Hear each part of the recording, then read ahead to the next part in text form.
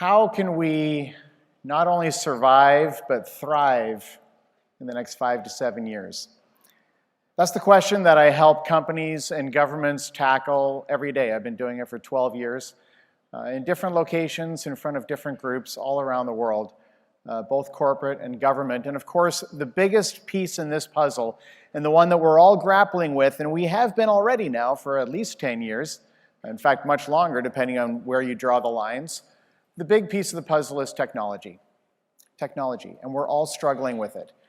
And the whole thing really is being driven by one primary fact.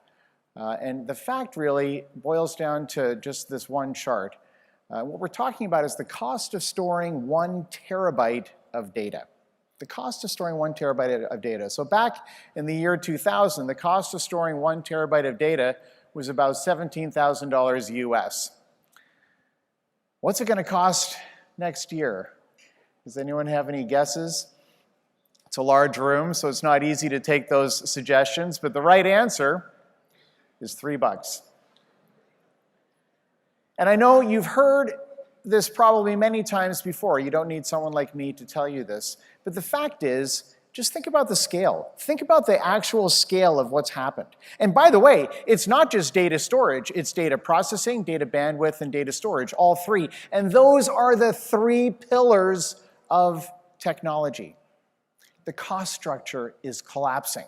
Things are getting cheaper. And what happens when things are getting cheaper?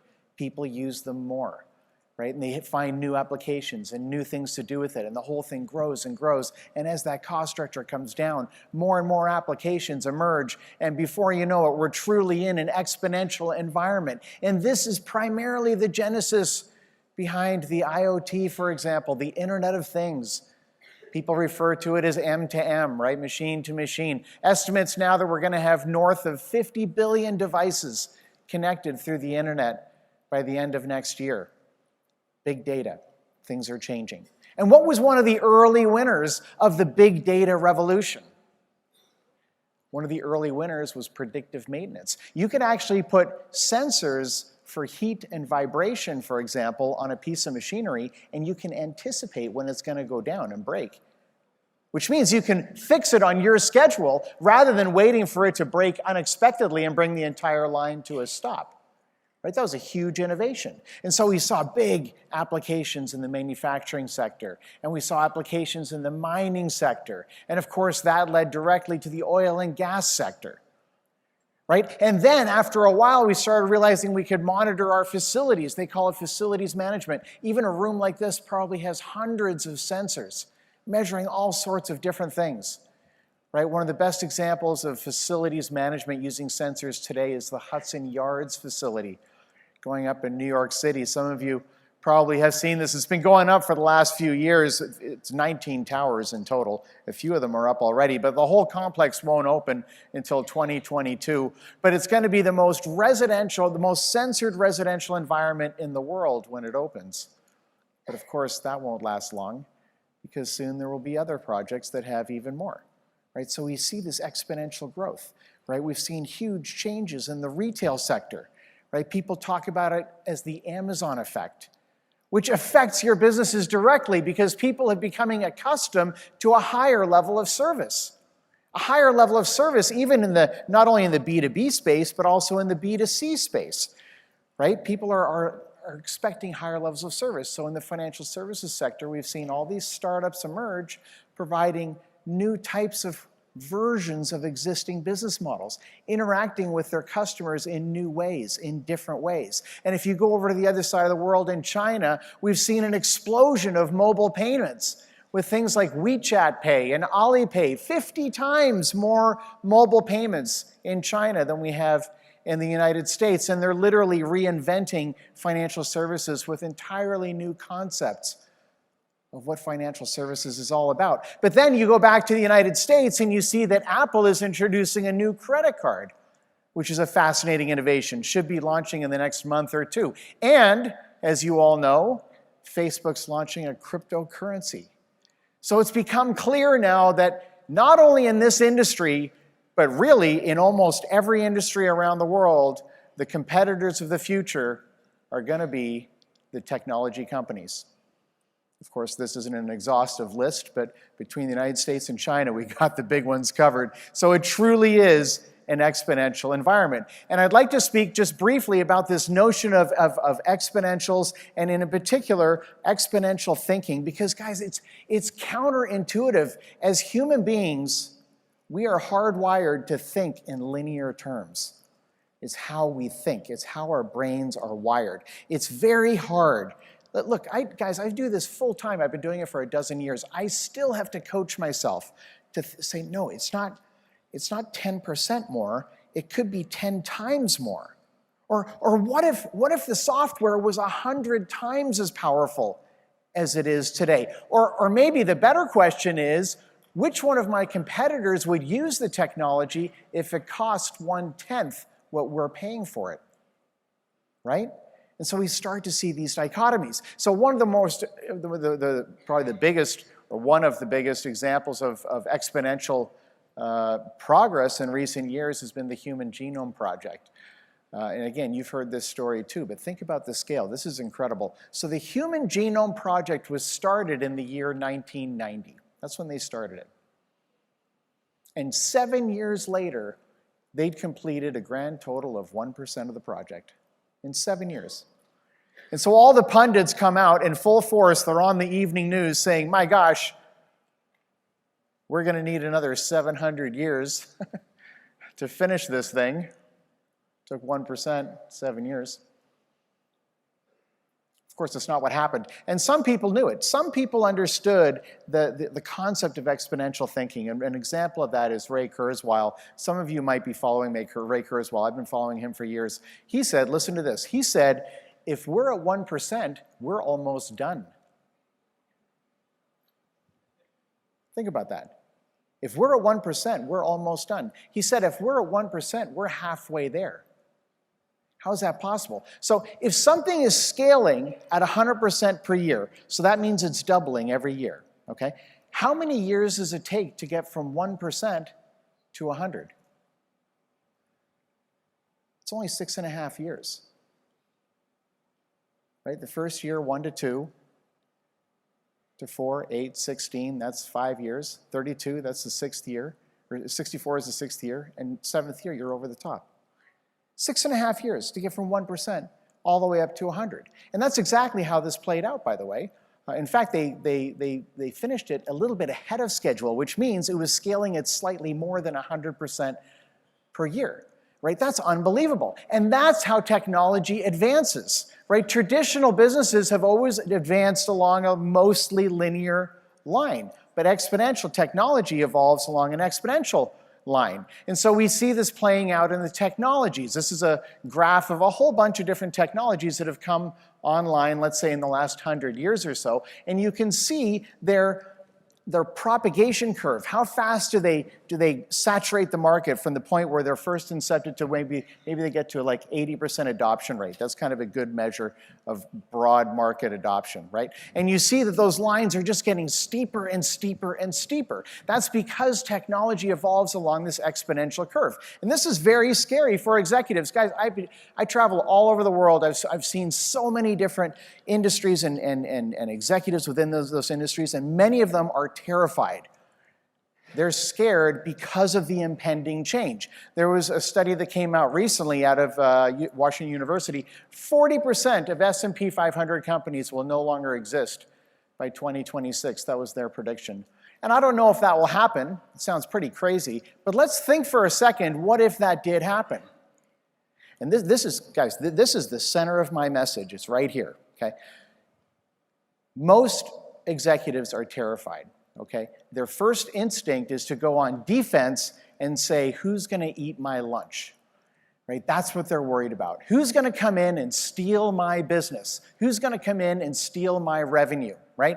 And that, in my opinion, is exactly the opposite approach from what we should be doing. Because if those companies fail, who's going to take their place? It's not like the economy is going to shrink by 40%. The economy is going to continue. So who's going to fill that gap with new services that don't exist today? The question we should be asking is, who else's lunch can we eat? It's a flawed metaphor, but you get the picture, right? My message this morning, without a doubt, is that we need to stay on offense. We need to stay on offense. We need to aggressively go after the change and implement it as fast as possible within our respective organizations. So what I invite you to do is a short session. I invite you to sit back, right? I've only got an hour. It'll go by quickly. But let me tell you a little bit about some of the research that I do, the work that I do, and the models that we can use to anticipate the future, to capitalize on the future. And I'm going to start with a quick story. I can't see with all these lights, I can't see that well, but I'm curious how many people here recognize either of these two guys. Any hands in the air? Oof, only a couple. Okay, perfect. So we'll start with the guy on the left. His name is Brian Acton. And in 2009, Brian Acton was looking for a job in the Bay Area. I lived in the Bay Area for 18 years until very recently. And he applied at Facebook and Twitter, and they both turned him down. And he wrote a tweet about it. I've been following him for a while. He's actually quite a gracious guy. And he wrote a tweet about this at the time, which read like this: Facebook turned me down. It's a great opportunity to connect with some fantastic people. Looking forward to life's next adventure. And what might that be?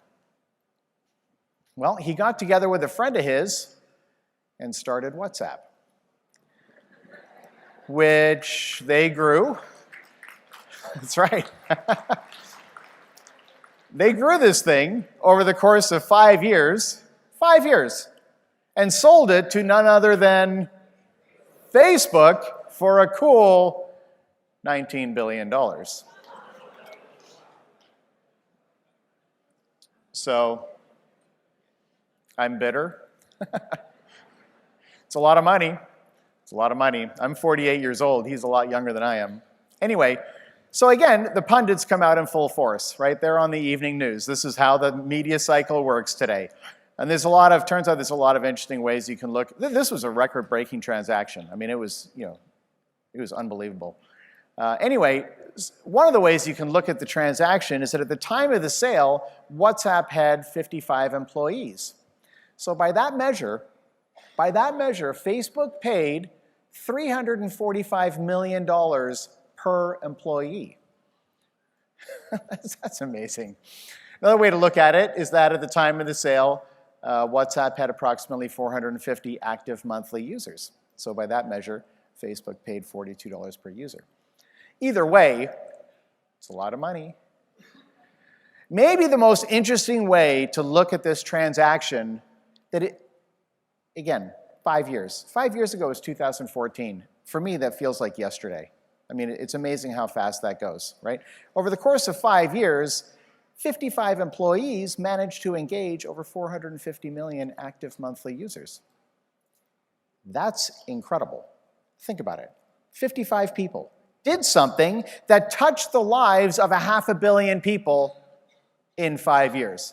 And that speaks to the leverage that's in the system. And look, there's a lot of different leverage out there, financial leverage and so on, but technology is the biggest form of leverage in today's business environment. Technology. And all those stories we hear about the division between rich and poor, by the way, that's true. It is happening. It's widening all around the world. And it's not exclusively a function of technology, but part of it is. And so the reality is that there are some people and some companies who are leveraging technology, and for the most part, they're doing really well and thriving. And on the other hand, there's a whole bunch of people and tons of companies around the world and even governments that are not leveraging technology. And for them, it's harder and harder every year to get the same results they got last year. Why? Because other people are using the technology against them. It's one of those situations where you're either on one side of the leverage equation or you're on the other.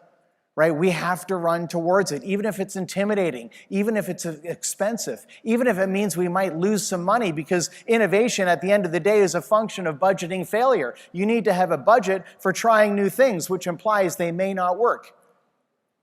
Not an easy thing to do, to budget for failure, right? But we have to do that at least at some level to keep ahead the pace of change. So, as Brian mentioned just earlier on, data analytics is a huge piece. It's an example of leverage. We can leverage data analytics, right? Just a few weeks ago, McDonald's furthered their leveraging of technology by purchasing this company called Dynamic Yield for about $300 million, which uses data to try and optimize sales through the drive-through window, based on weather and traffic and the car itself, the license plate, so they know it's been to the same store before. Right? What's that all about at the end of the day? It's about providing the right product at the right time. We can use data analytics to provide the right product at the right time. Right? That's the same thing that makes digital marketing, digital advertising so powerful. Guys, I spend tons of money on digital advertising. All of you as credit union executives, and you should all be playing with digital advertising. Why? Because it allows you to offer the right product at the right time. The targeting is unbelievable. Based on search traffic, searched keyword phrases, what their behavior is, you can determine who's looking for what at what time. Because we have to all acknowledge that the younger generation, right, the millennial generation, is about half of our workforce today, roughly. We're talking about anyone under the age of 40. It's a huge group of people, and they operate differently, right? They're mobile, they're digital, right? They want online banking. Brian mentioned this as well, right? Now, of course, increasingly, there's new companies starting up like Creologics, right? Backbase, that are offering online banking infrastructure that's basically plug and play, specifically designed for smaller banks and credit unions. Right, making it easier to implement the technology. These are all examples of leverage.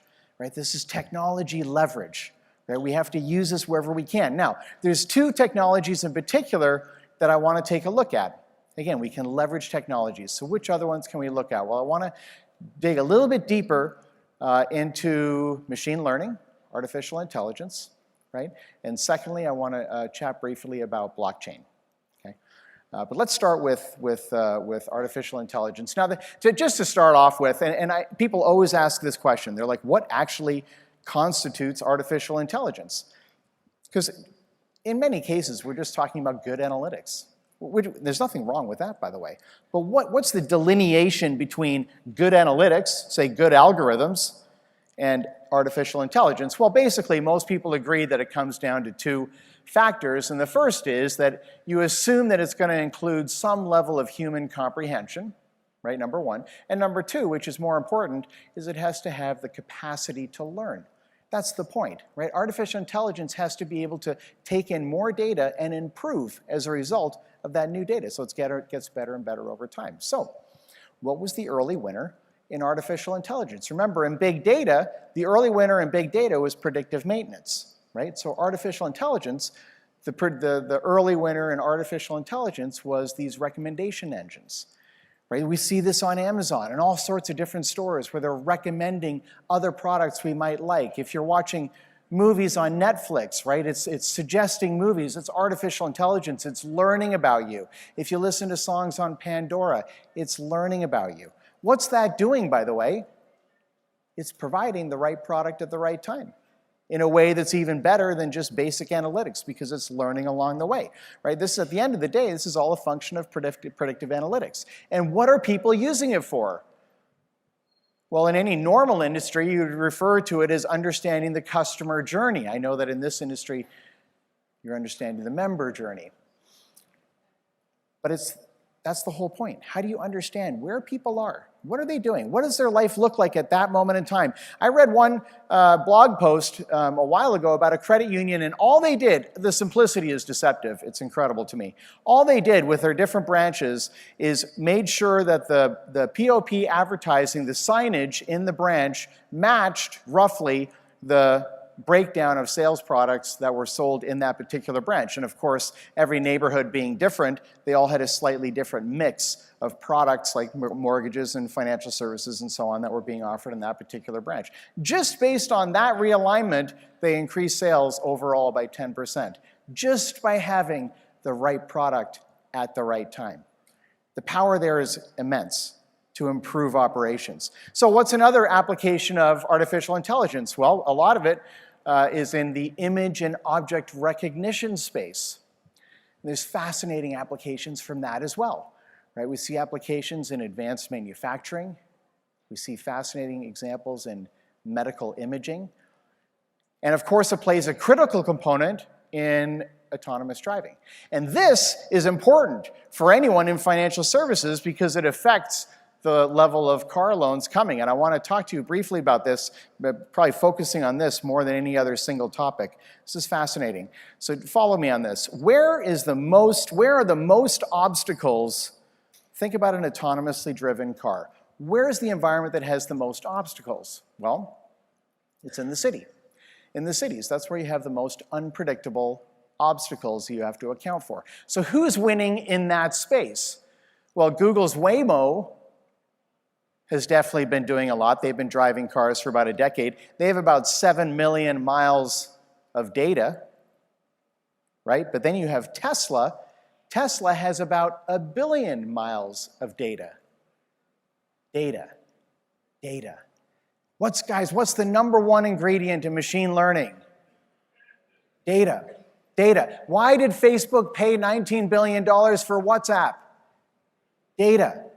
Everyone wants the data, right? That's what they're all looking for. It's a race for data because that's how the machines learn, right? So Tesla has a huge advantage when it comes to data. Then Uber is making a big play as well. They're accumulating data, right? That gives them an advantage. That's an asset. Your data is an asset, right? It's probably one of the biggest assets you have and will be more so in the future. In China, we've got a booming electric vehicle industry and also autonomous driving on its way. China's Didi is their equivalent of Uber. They're making a big play. They have a lot of data. Now, one of the key questions is how do these systems learn? Now, this is fascinating. So I lived in the Bay Area for 18 years, the San Francisco Bay Area. I just moved down to Newport Beach, which is in Southern California. It's close to Los Angeles. Anyway, at the time, Tesla, they unveiled their autopilot function in 2015. And one of the guys who owned a Tesla, see, the Teslas already had the hardware in the cars themselves. So when they made the announcement, there was already 70,000 cars on the road that had the ability to take advantage of the technology. So there was one guy who lived in the Santa Cruz Hills, which is just outside of the Silicon Valley, and on the way to his house, there's a very tight corner, kind of a hairpin corner, which this isn't it. I just bought this image, but you get the idea. There's a tight corner on the way to his house. And that first night, when he was on his way home, he started approaching this corner, took his hands off the wheel, and was like, all right, let's see what you got. That takes courage. Not sure I would have done that. But now, the car didn't crash, okay? But it did veer a little bit outside of the lane, and of course the brakes came on very, very sharply, and the warning light take control of the car. So it was basically a failure, okay? But then the next day he did it again. And the next day he did it again. And again, and again, and again. And in 2 weeks, his car knew how to take the corner. But it wasn't just his Tesla that knew how to take the corner. It was every Tesla knew how to take the corner. Guys, this is so key. They call it fleet learning. Oh, there it is. They call it fleet learning. When you go to the venture capital, area of Silicon Valley, Sand Hill Road, all those venture capitalists, when they're evaluating new startups, new business opportunities, this is what they're talking about. This is the genius, for example, of the cloud. Because if you can take the individual experience of individual people on your network and upload that data to the cloud where the true intelligence is up here, then you can fix the problem and deploy it network-wide. It's the network effect, which means everyone on the network improves from experiences that you didn't even have yourself. The experience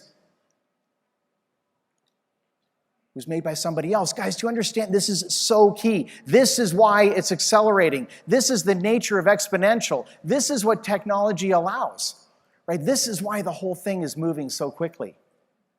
Right? There was just the first level 4 autonomous regulatory approval happened in Germany just last week. This is happening right now. So now we talked about city driving, a lot of obstacles. Well, what has less obstacles than city driving? Well, the freeways. The freeways have less obstacles. And there's a lot of stuff happening in this space. Because trucking, 47% of trucking rates are the salary of the driver, 47%, which means the first company that deploys autonomous trucks has a 2-to-1 price advantage over their competitors, which means the other ones are going to do it as fast as possible to catch up. So there was a proof of concept last year, early last year, involving Uber's Auto. This is an autonomous truck, drove 125 miles down the freeway to Colorado Springs. There was a driver in the truck, but he wasn't driving. He was just sitting there. Payload was 50,000 cans of Budweiser. Got there on time.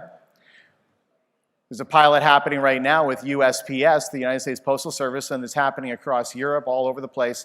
All these new concept cars are coming out, or concept trucks, I should say, including the Mercedes concept here. And if you don't need a driver, you don't need a cab. So this is the Volvo version. Pretty wild.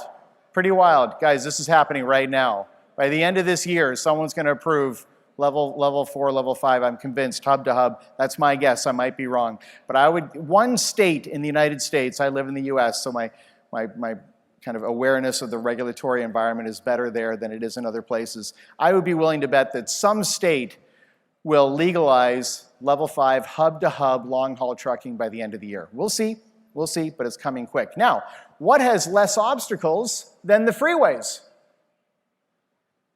Agricultural land. This is already here. Look at this thing. This thing is badass. I mean, I would, look at this thing. I mean, I would love to buy one of these myself. Look at the wheels on it.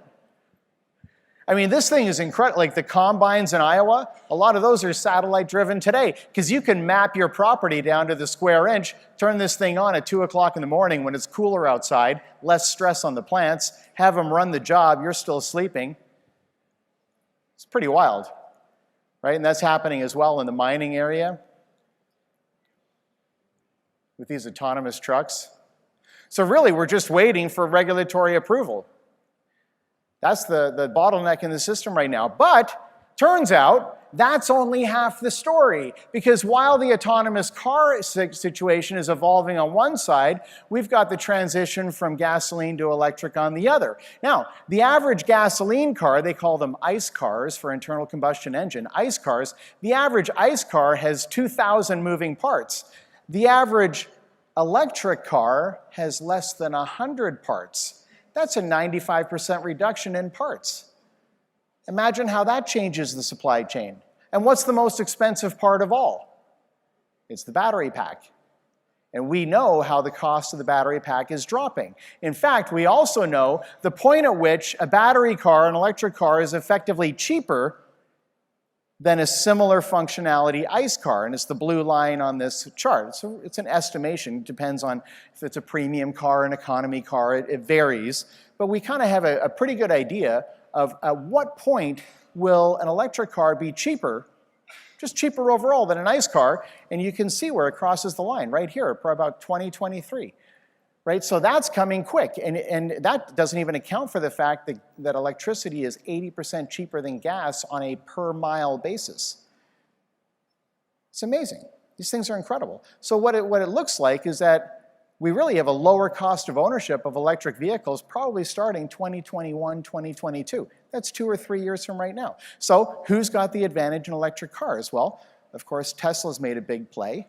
Right? They've got a lot going on and more coming online all the time. Volkswagen has made a big play, which was largely in response to their diesel scandal. Right? So it was actually a pretty good move to go to the other end of the spectrum and focus on EVs, electric vehicles. And there's all sorts of different other car companies introducing electric vehicles as well, because they see the numbers just like we do. Right? Now, what do you have? What happens when you've got autonomous driving coming online and you've got cheaper electric vehicles coming online at the same time? Well, we end up with transport as a service. and this is already here, it's slow now, but it's going to accelerate. People aren't going to own cars the way they do today, right? You're going to have a subscription to a car service, maybe 1,000 miles a month or 1,500 kilometers a month, and you just order a car, it comes to get you, takes you where you want to go, you hop out just like an Uber, and it gets the next customer and keeps driving them around all the time. And it's a really interesting shift, because in the privately owned market, in private ownership, most of you have a car, and in all likelihood, that car is parked right now. Those cars are parked. In the United States, listen to this, amazing. The average utilization rate of a car in the US is 6%. Can you believe it? That means the average car is parked 94% of the time. It's one of the most underutilized large assets in the world, right? It's parked almost the entire time. Meanwhile, as transport as a service, the thing can be driving all the time, with the exception of some maintenance and refilling. And you will know that the big companies like Uber are going to take Wall Street money and buy 100,000 of those things all at the same time. So it's going to happen fast. We don't have to wait for individual people to buy these cars. It's going to be enterprise fleets, which changes the insurance game, and it also changes the number of car sales. We're going to see fast adoption. And there's people expecting that we could see a reduction of auto sales over the next 10 to 15 years of 80%. That affects all of us. I mean, in fact, it affects the entire economy. Right? A huge part of the economy is taken up by manufacturing automobiles. If this comes to pass, it changes things directly, and certainly for credit unions, it results in fewer auto loans. Really fascinating. We can model the future. We can see things unfolding if we just know where to look. Right? We've got other innovations like natural language processing, which is, we're talking about things like Siri on your phone, right? And now today, of course, we have Amazon Alexa, Google Home. Just out of curiosity, a lot of people in this room, how many of you have either Amazon Alexa or Google Home in your homes right now? Take a look around. It's probably about 10% right now. But in the next 2-3 years, that whole thing is going to become ubiquitous. And where's the opportunity there? Right? You always have to ask yourself, where's the financial incentive? Where can the companies really save the most amount of money by using this technology? And in this case, it's in the call centers. Right? Some of you are probably using this already, where you call a bank or a credit union and the voice tree says, hey, you can say, check my balance, or hours of operation, or make a transfer. And it's clumsy and people get frustrated today, but the technology is turning the corner right now. It's getting better very quickly. Right? In 2, 3, 4 years, we're going to be at a point where communicating with a computer is more reassuring than communicating with a human for a lot of people. It's going to start with the young people, right? The older people want to talk to a person. The younger people, they're more confident talking to the machines. The other day, I got in one of those big black SUV limousines. It was a car service taking me from the hotel in Fort Lauderdale to the Miami airport, and we got on the highway. As soon as we got on it, we got stuck in traffic right away. And I looked up to the driver, and he had no navigation anywhere plugged in. I was like, oh my gosh, this guy has no idea. Like, we have no idea if this is the fastest route because he's not plugged in to technology. Right? So we start to learn. We become used to the, did you miss GPS before it existed? No. Right? But you miss GPS today if it's not there. We do get used to it. Even us older folks, let's say people whose ages start with a 4, 5, or 6, right? I'm in that group. Right? Even we adjust, but the younger kids, they like talking to the machine. They like interacting with the machine. They have more trust in the machine because they know that it has all the data, whereas a human being has some and doesn't have others. So these are examples of disruptive innovation. Disruptive innovation. We're going to talk about disruptive innovation in a second, but first, let's talk briefly about blockchain. Okay, and blockchain, you've all heard it before.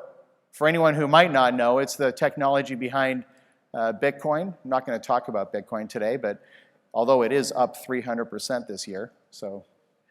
But let's talk about structurally, how does blockchain work? Now, this is fascinating, and people have talked about it, but just stay with me here for like 2 minutes, because this is important. Okay, I think a lot of people don't explain blockchain well. Anyway, let's get started. So imagine an Excel spreadsheet, just an Excel spreadsheet, listing transactions.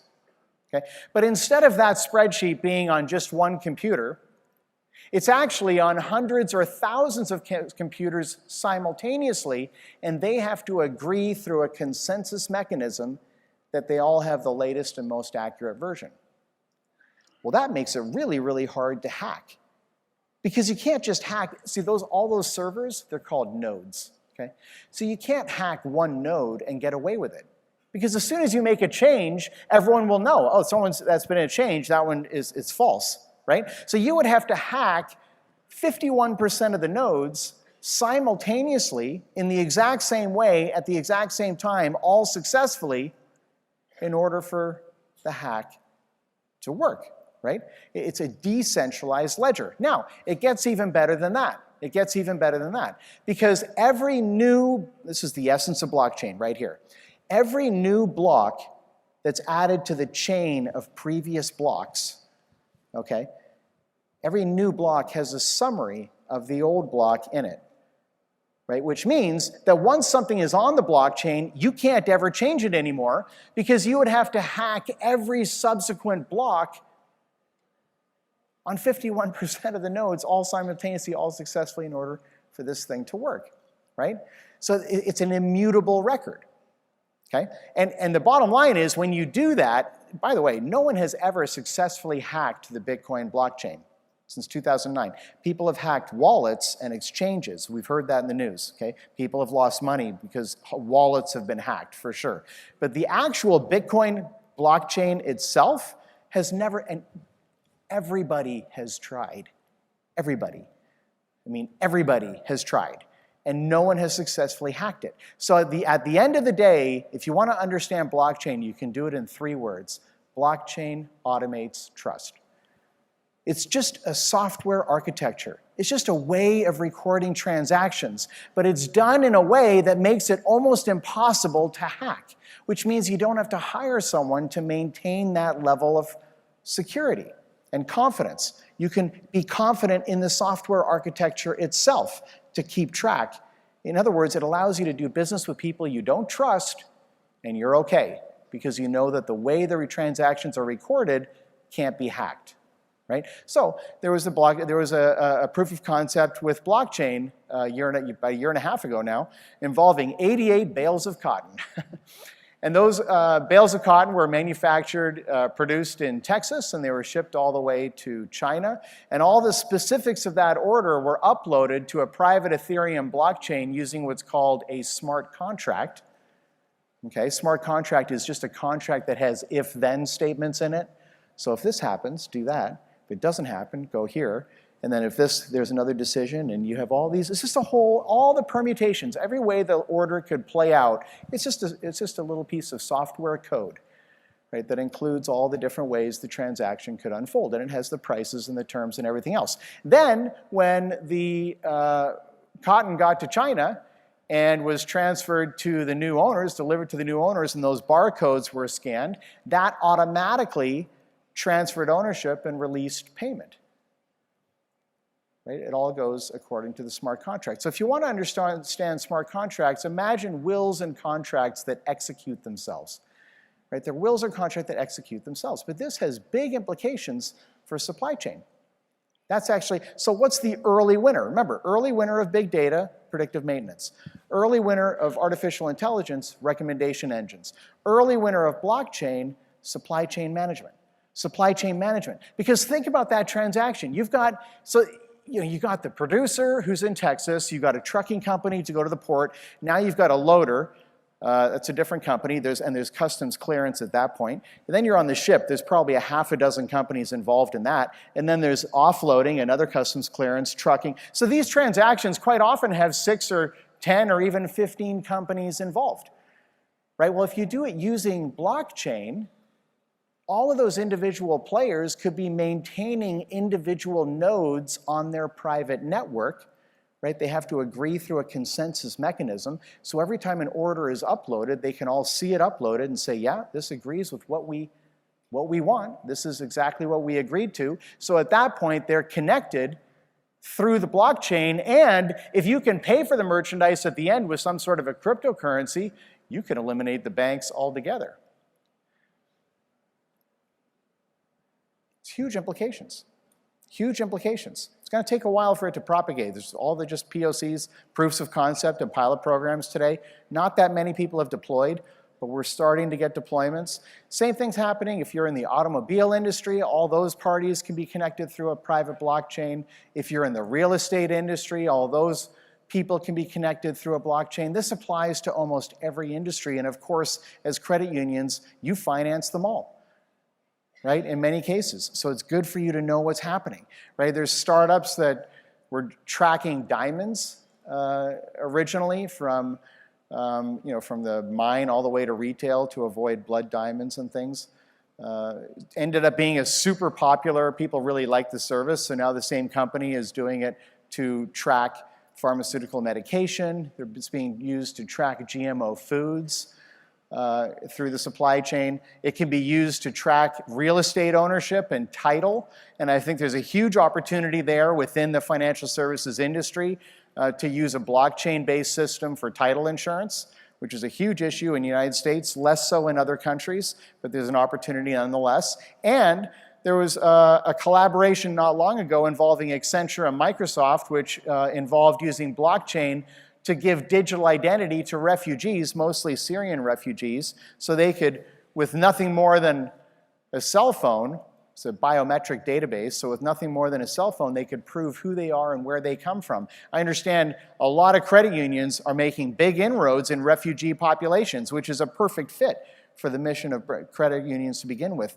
Blockchain could help in that space. There's all sorts of KYC applications, right? So all of these are just examples of how technology is making not only supply chains more efficient, but it's also, frankly, it's requiring fewer salaries. And this is a piece that we all have to be aware of as well. Robotic process automation, probably the best example of that I've ever seen visually is the trading floor of UBS in Connecticut. This is 2005 on the left, 2016 on the right. Unbelievable. Where did all those people go? They're algorithms today, right? Algorithms are doing all this automatically. There's a study that came out recently from the Hackett Group. The number of finance employees per billion in revenue. Say it again. The number of finance employees per billion in revenue is already down 40%, right? 2004 to 2014 was the parameters of the study, 10-year period. That's already 5 years ago, so it's probably even more than that today. Software, enterprise software is doing more and more of the work for us. There's another study that came out of Oxford University that took a look at how many jobs potentially could be at stake more broadly from one country to the next. They thought, for example, that in the United States, 47% of jobs could be replaced within the next 15 years by automation.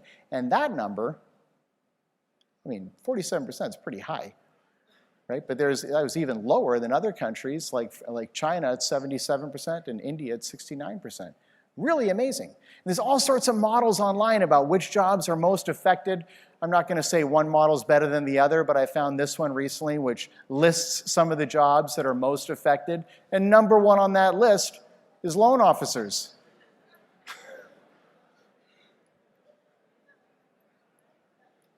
We're all familiar with Rocket Mortgage, using the automated underwriting platforms that were released and issued by Fannie and Freddie back in 2003. Propagating, now hitting retail, not just B2B space, but now B2C space. A year and a bit ago, in China, they opened their first personless bank. There's no one in there. It's just 8:30 in the morning, the lights come on, the doors are unlocked, you can go in and conduct business, but there's nobody there. Right? And of course, up in Seattle, Washington, Amazon opened their Amazon Go store.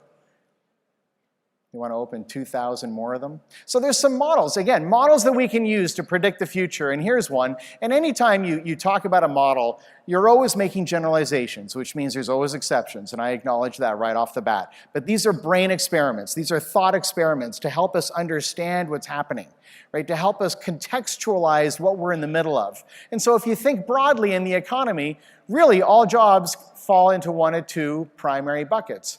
The first is manual jobs, and the second is cognitive jobs. And within each one of those buckets, you've got repetitive tasks, and you've also have non-repetitive tasks.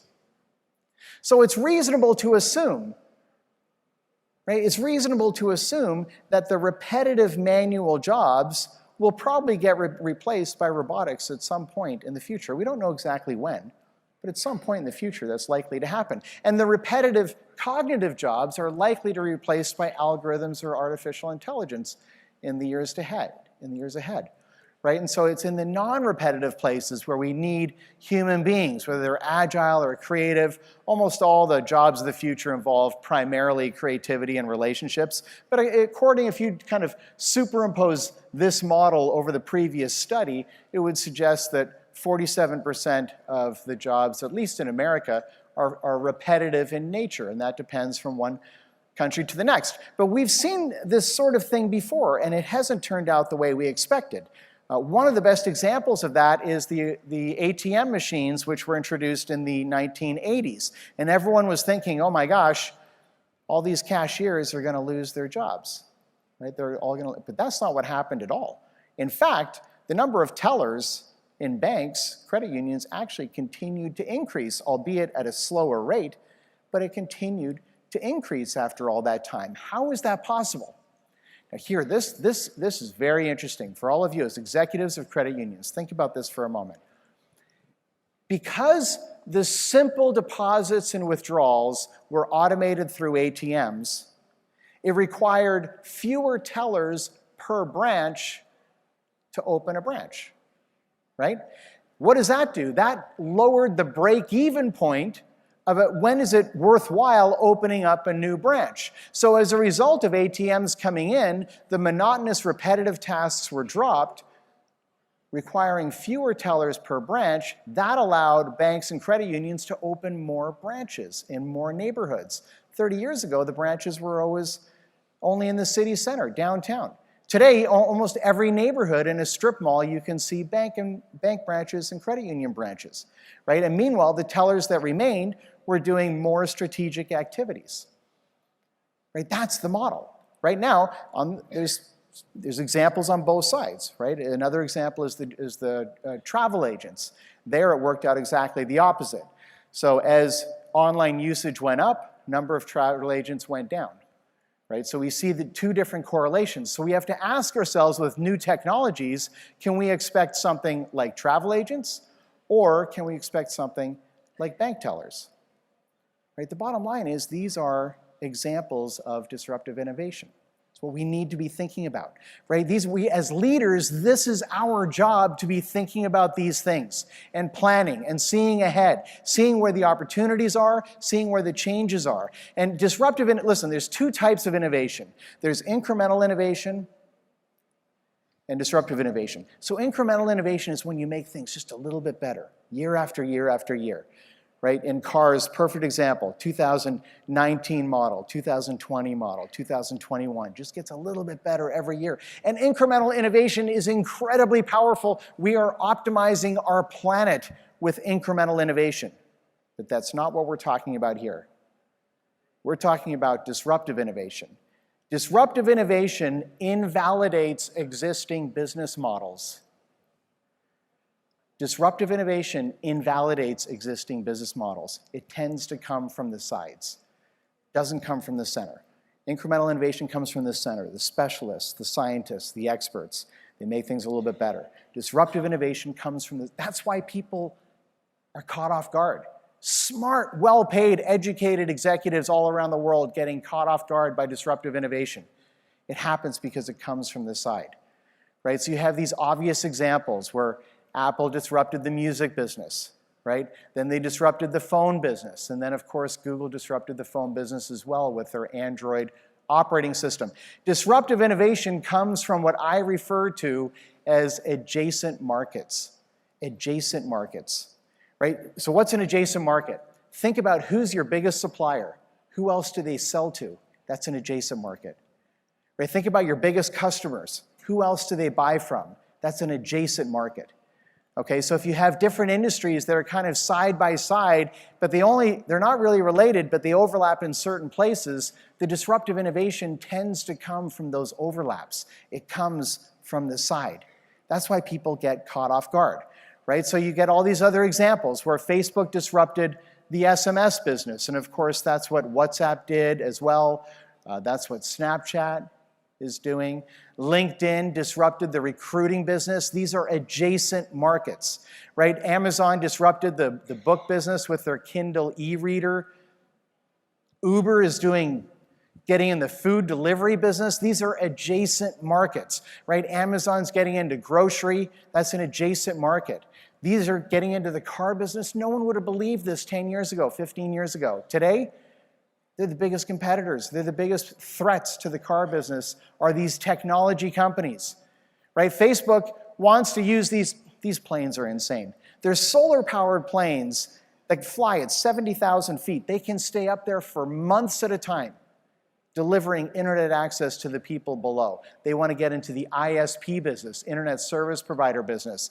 And of course, Google wants to do the same thing. And I don't know if any of you saw this, but 2 months ago, SpaceX sent up one of their Falcon 9 rockets that was loaded with 60 satellites, which were deployed in lower Earth orbit, creating the beginning of a network which will eventually include 12,000 satellites all around the world, providing global internet coverage.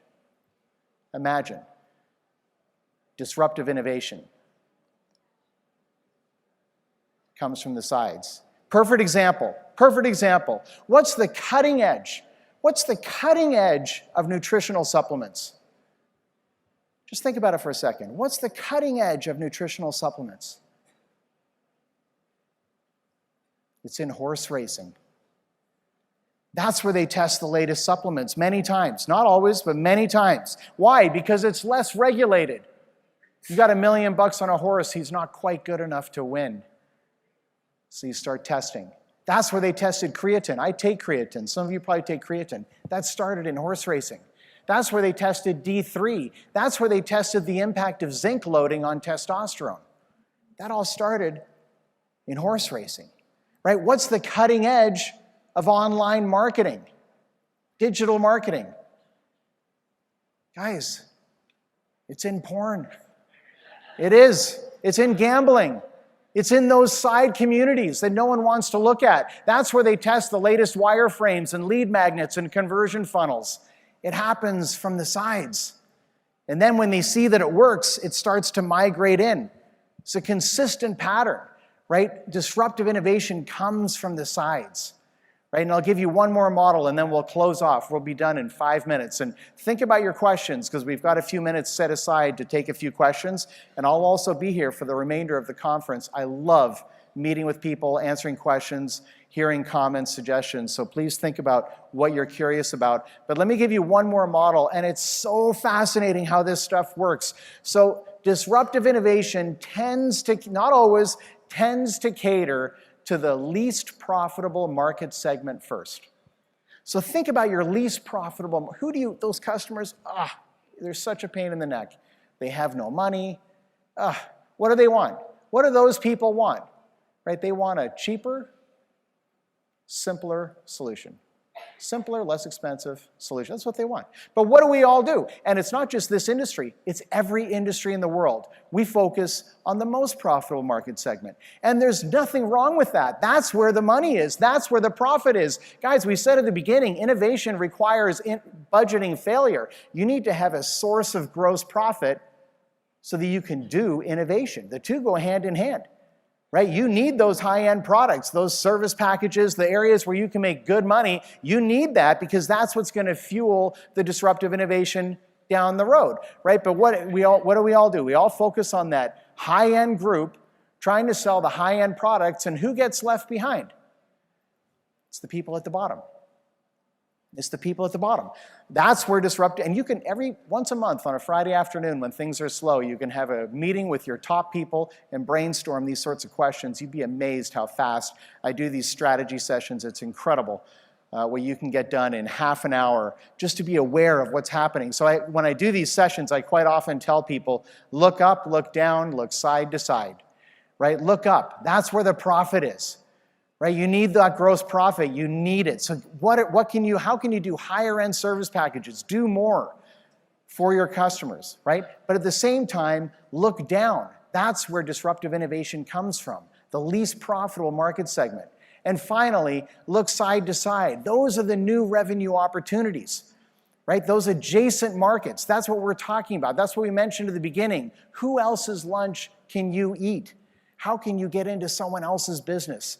Expand your own supply chain or revenue streams to include something you haven't done in the past. It's all about staying on offense, right? In this industry, more than most, we have to all know that the biggest handicap that the big banks have is that they're huge, and it's hard for them to turn. It's hard for them to change. The biggest obstacle to innovation is legacy systems. The big banks have huge legacy systems, right? We have to focus on agility. We have to focus on responsiveness, right? Responding to the customer's needs as fast as we can. That's your advantage. That's your advantage to being a little bit smaller. Even though some of you have huge operations, but you understand my point. They're not huge compared to the huge banks, right? So my message for you today, really more than anything else, is just to think way bigger about what's possible, right? Because when you do that, there's a few things you can really kind of take for granted. You know they're going to happen. Number one, you're going to end up inspiring everyone around you, including your employees, including your customers or members, including your competitors. Your competitors will be inspired if you're doing big things. And the second thing is, if you truly are trying something new, you're going to have no competition along the way because you're trying something new. So there's a lot of people out there that we've known for years. We've all heard these stories, but they're kind of poster children for thinking this way, right? A good example, of course, is Richard Branson. You know, I love quotes. I literally buy books of quotes. I love that stuff. And this guy's got like more quotes than just about anyone. So here's my favorite Richard Branson quote. Fastest way to become a millionaire is to start out as a billionaire and then start an airline. It's genius. Genius. So crazy. Anyway, so he started Virgin Galactic. I mean, how much bigger are you going to get than that? Any competition? Not much. Not much. And then Elon Musk, I mean, this guy, he has his haters, and this is a big audience, so I'm sure some of you don't like him, but I have to tell you, he's like a personal hero to me. I just can't, it's hard to believe he exists. I'm just amazed. But anyway, so he started Tesla. He's also the guy who started SpaceX. By the way, this Falcon Heavy launch, I mean, it's just what they're doing is so insane. They're reusing the hardware. They send the darn rocket up, and then they turn those boosters around to bring them back and land them like pencils on basically an adjacent platform that they just took off from 12 minutes earlier. It's so, okay. The cost to get a Falcon 9 to the ISS, International Space Station, okay? The cost to get that rocket up there, it's about $60 million bucks. 60 million. How much is the fuel? Think about this, seriously. Think about this for a second. The total price tag is $60 million. How much is the fuel? When someone asked me, I guessed 10 million. I thought that was a reasonable guess, 10 million bucks for the fuel. The right answer is $200,000. 200,000, 1/300th of the total cost. So if you can reuse the hardware, you can bring down the cost function by 100-fold. That's disruptive innovation. That's disruptive innovation. Meanwhile, NASA's paying $133 million based on a contract they signed 3 years ago. $133 million, their cost is probably $30 or $40 million. Where does that money go? Innovation. Their budgeting failure, right? And the first time they pulled this landing off, it was right at the end of 2015. Unbelievable to watch it. It put shivers down my spine when they happened. And when they pulled it off, their employees partied like it was 1999. They were blown away, right? And they're 27 years old. That makes them millennials. Millennials get a bad rap, don't they? They're lazy, entitled, apathetic. It's not true. It's not true. Those millennials will work harder than anyone you've ever hired if you give them something inspiring to work towards. It's not just a cliche. You do big things. You will inspire people, right? They want to do something cool. They want to change the world. Or maybe populate another one. All these stories are all the same. We've heard them all before, right? So at the end of the day, my presentation really isn't about disruptive innovation or technology or artificial intelligence or blockchain. My presentation is about leadership. Right? How do you take that step? Try new things, budget for failure, try new things, and be on the right side of that leverage equation. And I believe the way to start is just to think way, way bigger about what's possible. I'm delighted to be in such an international audience. I've traveled extensively, and it's one of my favorite things in my job. So many thanks for the opportunity to be here. And finally, thank you to all of you for your attention.